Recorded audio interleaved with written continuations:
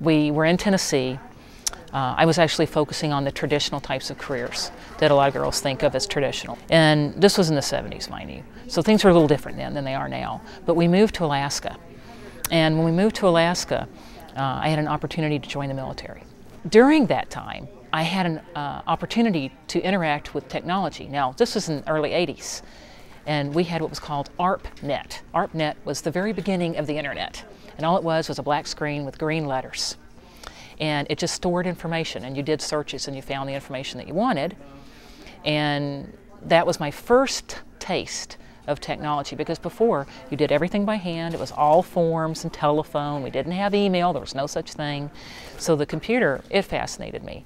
But I didn't really know about technology until I got older and went back to school.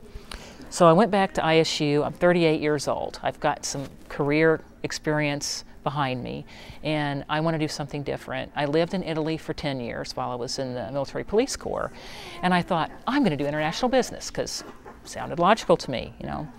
So I started taking courses in international business, and the advisors who knew me, they knew better than I did that maybe this wasn't the best fit for me because of my creativity and my desire to help people, and I like to solve problems. So they made me aware of a role called a business analyst. I had no idea such a thing existed in the technology world. I'm like, well, all technology is developers who develop code. Wrong. This was 2000 when I graduated, and I was 38 years old, which was in its way a gamble, because I wasn't a young kid. But I went to one of the job fairs at ISU, and State Farm asked me to come in for an interview for the business analyst job. And I came in, interviewed, and they offered me a job the next day. I love ISU because I really feel that ISU gave me what I have, and I want to give back. So I've had the opportunity to teach. I've taught a class before, and this time I'm going to teach a class that's a little bit different. It's information systems. I'm reading the book, but I'm also able to add some real life experience.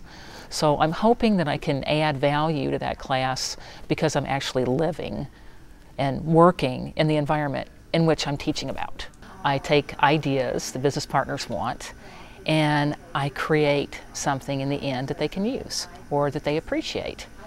For example, if I have someone that wants to do their job easier and they have an idea, oh, we can automate part of this, but we're not sure what.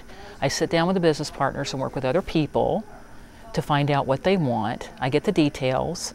I actually design so that we can confirm that what they said they want is actually what they really want. Other people take what I put on the paper and design and actually implement and make that a reality. I feel empowered because I am allowed to make decisions on my own without having to ask permission. As long as I understand what's best for the business partner and State Farm. ISU has an excellent reputation as far as State Farm is concerned.